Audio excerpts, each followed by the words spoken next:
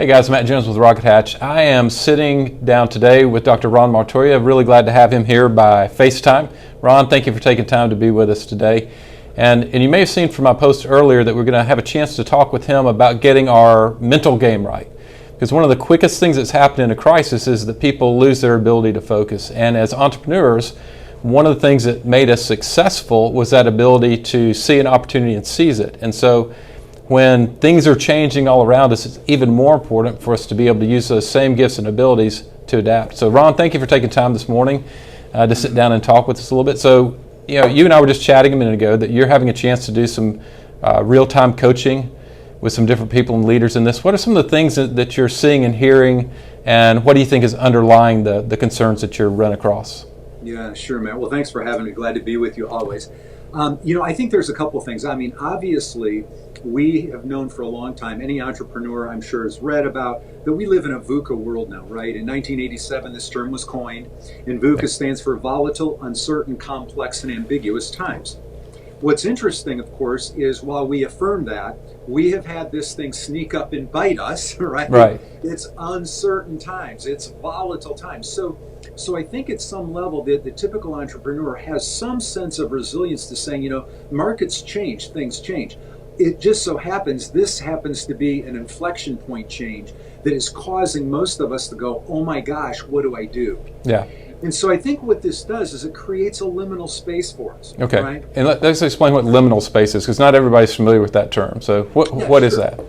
Yeah, so if you walk out to your front door or to your porch, you'll see at the very bottom where the door comes closed, a little steel or metal kick plate. Mm-hmm. And that kick plate in Latin is called the limen. This is where we get liminal. Okay. And it's because it's not outside and it's not inside, it's in between the two places. Okay. So for a lot of the leaders right now, they're in between the space of what was working and what was normal and what the new normal was going to be. Because part of what you're saying is that we're probably not going back to how things had been before. I think that's right. Okay. I think this really is an inflection point where things will change, yeah. right? Yeah. But one of the characteristics, there's two fundamental characteristics in liminality. One is that it creates enormous disorientation. Right. And that disorientation creates a lot of anxiety for us, right? I mean, it's Yeah. uncomfortable. What do I do? This is new terrain. This is new territory. I'm not sure. I don't know. Do I have the skills for it? Yeah. So at one level, we have to manage anxiety. The second piece is liminal space is also the place of ridiculous creativity. Yeah. Well, let's go to the anxiety first and then move to the good stuff on the creativity. So what are some of the ways that you think that you've seen some leaders, I know from the conversations I've had, there's certain ways that anxiety is coming up. What are some of the things that you've seen as far as how that's manifesting itself? Yeah. Well, I think what often happens, right, when anxiety hits us, the fight-flight response kicks in, right? I mean, right. we go, uh-oh, what do I do? Of course, you and I are not trying to outrun the grizzly bear with this fight-flight. We're trying to say, how do I make business happen? Yeah. How do I make sure I can pay my team? How do I make sure this continues to churn? Right. And so I think one of the things that we realize is in that fight-flight mode, I can't really see anything but running. Yeah. This is not the time, usually when the grizzly bear's coming at you, it's not the time to sit down on the rock and plot the path. Which path should I take now? Yeah. Let me think. Right. No, we're running. Right. And I think the panic that fight-flight kicks in is it does not enable me to slow down and say, hang on a minute, let the adrenaline flush out, let's calm down. Right. And sometimes that's through breath work, sometimes that's through mindfulness work, sometimes that's through meditative practice. There's all sorts of ways, but before we can get to creative, we have to manage the fight-flight anxiety. Right. So where does being paralyzed fit into that? Because that's a lot of kind of what I'm hearing is that the business leaders are looking at, especially entrepreneurs early stage. Just listen through a webinar on what the SBA is doing as far as the funds that they're going to be distributing, those kind of things. And a lot of the questions were related to people that were in early stages of their business, have a lot invested, not just of themselves, but money and those kind of things, and they're crippled. And they seem to be just paralyzed. It's kind of like, am I really seeing a bear? Back to your analogy. Is that really a bear? How big is that bear? Is the bear walking towards me? Is he walking away? They're kind of there. So how do you deal with that paralyzed point before you get into the full-on getting your mind calm? Yeah, such a great question, Matt. And you know what's really interesting? Most of the time, we don't hear this third thing when we say fight, flight. But actually, when adrenaline and cortisol kick in, it's fight, flight, or freeze. It's paralyzed. That's often how it's characterized. So I think, that's still an adrenalized, what, is it a bear? How big is the bear? Is the bear beatable? Yeah. Can I outrun the bear? Can I overtake, right? I mean, right. But the whole time you're sitting in the same place, caught up in the mind. Right. Okay, good. So it still kind of all comes back to your mind and those type of things. Yeah. No doubt. I think, Matt, this is true for all of us as entrepreneurs, but I think it's particularly true in the time of crisis. The fundamental move we need to make to move from mediocre to mastery is we have to bulletproof our mindset. Yeah. That is the key piece, right? So monitoring, am I caught up in my thoughts? Am I awfulizing? They use that word in positive psychology. Am I awfulizing? Am I spinning scenarios that possibly won't come true? Are there other angles I can take? Those are the kinds of things that begin to get us to a place of saying, okay, I do need to plan for the worst, but I also need to prepare for the next steps and get out of paralysis. Yeah. So, as you're looking at the media and watching all those kind of things, they're definitely kind of doing their job, spinning things up, keeping the news cycle going and that kind of stuff. And I definitely am not trying to downplay anything, because that becomes part of that challenge, is how much of this information is accurate and actionable versus how much of this is just actually the same information being presented over and over and over again and having the appearance to awfulness, right? That's right. Appearing even more significant than it is. That's right. Okay, so what are some of the things that you, as you're working with your, because you've got some pretty high caliber clients that are dealing with big money issues, not just, I'm talking about entrepreneurs, but big type things. So what are the things that are transferable for someone who's running a multi-billion-dollar company and having to navigate that, all the way down to the person who's just gotten their stuff off the ground and have their life savings, into that, all their time and that kind of stuff? What are some of those transferable concepts they can take that they could begin applying now in order to get their mind right to be able to navigate this, to come out on the other side in a better position? Yeah. I think there's a couple things right off, Matt. And I mean, you mentioned one of the things that I'm coaching all my group on, and that is I think we have to be very discriminating in how much news feed we take in. Because to your point, one of the things that happens is, one, the news cycle tends to prey on negativity because it gets people worked up. Right. No, two, what that does is that continues to trigger the fight flight, right? Yeah. Even though, to the point you make, it's not new news. We know we're in a crisis, and so I have to be very careful. And I'm really trying to coach my clients to say, listen, you need to really dose news carefully and make sure that you're filling your mind with facts first of all, and second of all, that on the flip side, once you're done with that dosing, that you go ahead and you create some space where you can take in some stuff that helps you say, hey, there are some possibilities for me, like watching this podcast. Okay, yeah. This sort of thing. Yeah. So that's the first thing.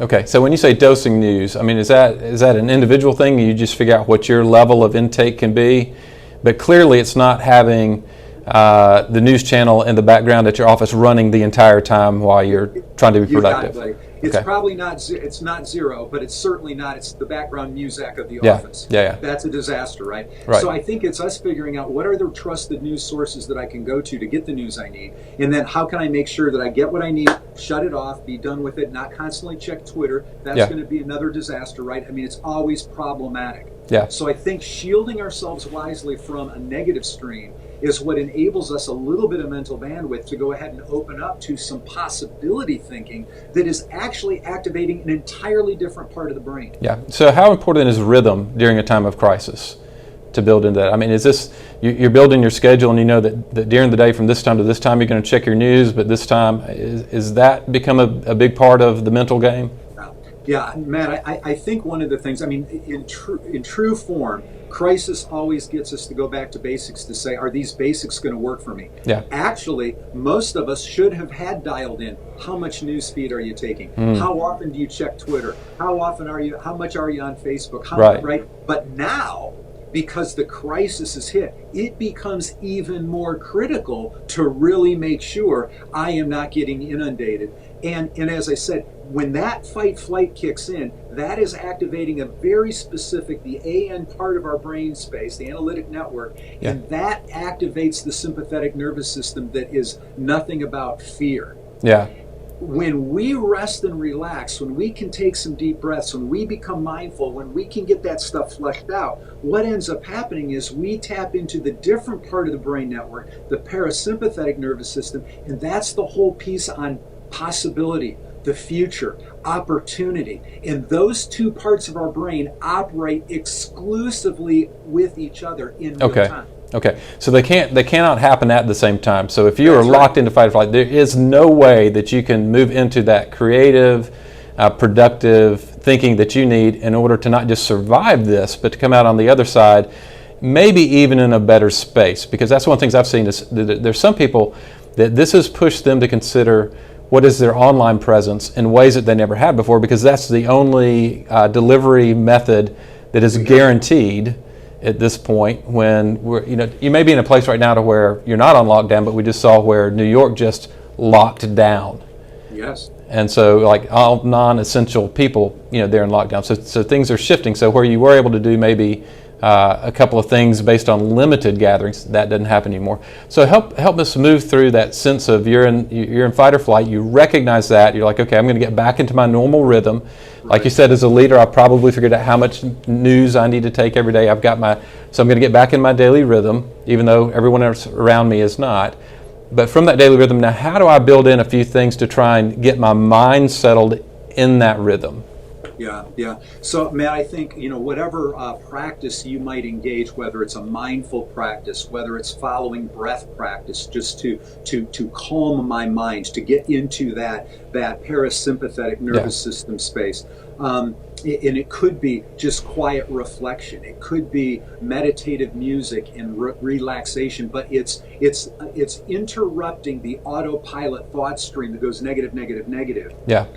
To let that calm down, and then I think to put in now to say, what are the sources of input that really are encouraging to me and help ignite that possibility thinking. It could be some book that's been super influential. I mean, I'll give you an example. Sure. The third book of a trilogy that everybody should read the trilogy, but the third book of the trilogy just came out called The Future's Faster Than You Think. Okay. And this is the follow-up to the second book in the trilogy, Bold.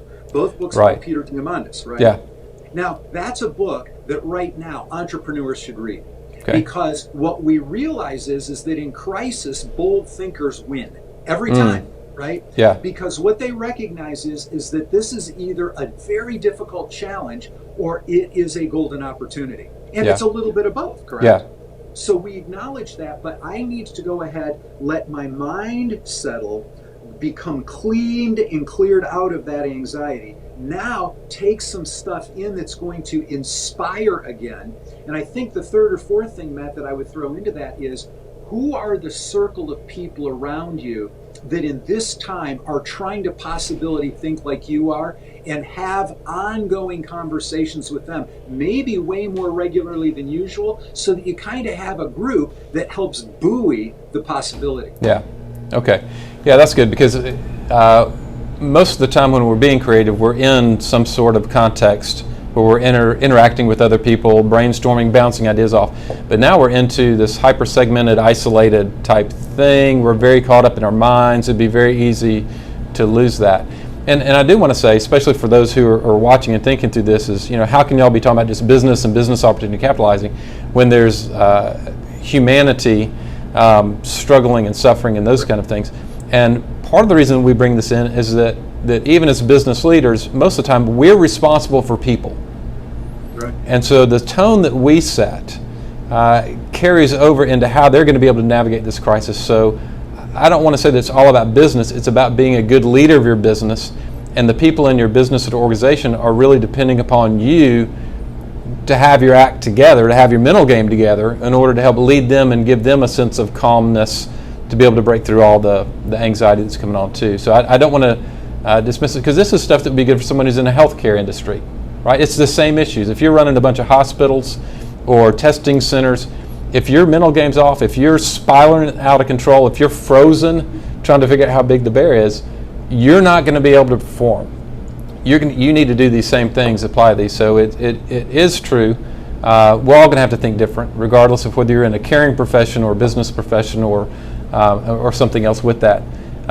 One of the other things that I did want to ask you about, Ron, though, is there may be people that are absolutely new to the meditative mindset type things, that type things. What is a very simple thing, like you talked about kind of breathing? I remember listening to an Army Ranger one time explaining that they taught them just one simple breathing technique that enabled them, no matter what they were going into, to keep that. And I guess it was the difference between the sympathetic and parasympathetic, but it was it was triggering this. But it was, he called it box breathing. I don't know if that's something you're familiar with. If you could talk about that a little bit, because that really caught my attention, that this guy who was going into the most stressful situations out there had learned a simple breathing technique that allowed them to stay calm and focused to get their job done. So talk to us about that a little bit, just as a go-away, takeaway for someone who may be absolutely new to this. Yeah, Matt, you're exactly right. The breathing technique is to cause the body to settle back into the parasympathetic nervous system, which is the rest and recovery space, which if you're an Army Ranger or a marksman or something like that, you want calm, right? Yeah, you want focus. So box breathing is a fantastic tool, and it's basically breathing in for 4 beats, holding it for 4 beats, exhaling for 4 beats, and holding that for 4 beats. So it'd be 1, 2, 3, 4, hold, 2, 3, 4, exhale, 2, 3, 4, hold, 2, 3, 4. Right.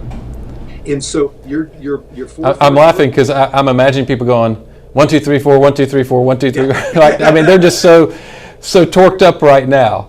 So it's not just 4. It's a rhythmic. It's a rhythm. Relatively slow 4.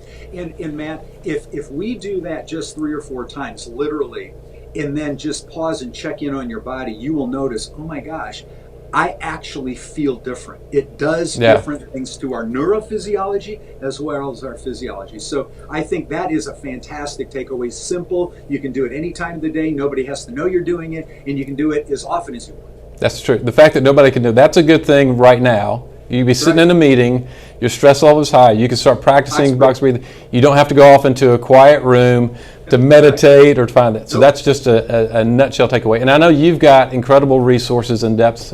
So tell a little bit more about kind of what you do and how people can get in touch with you if they want to go deeper into some of these things, if maybe they need some executive coaching right now. I know you're slammed because we had trouble getting this time together just because your phone's blowing up and those kind of things. But how could people contact you? Yeah, thanks, Matt. Yeah, wildlybetter.com. You don't want to be better, Matt. You want to be wildly better. So, wildlybetter.com or just wildlybetter@gmail.com. You can get directly to me, bypasses any executive assistant or anything. And yeah, this is a need now. All of a sudden, that people are saying, I now need help. And so I'm more than willing to try to provide support where I can. And if people want to reach out, wildlybetter@gmail.com, easiest way. Great. Well, Ron, I appreciate you taking time to be here this morning talking through these things. And for those of you watching on Rocket Hatch, thank you so much for jumping in and taking a little bit of time with us. I hope this has been helpful to you. If it has, I ask that you like and follow this page and even share it with some friends. There may be other people that need to hear the same stuff. Keep watching our page. We'll have more information for you.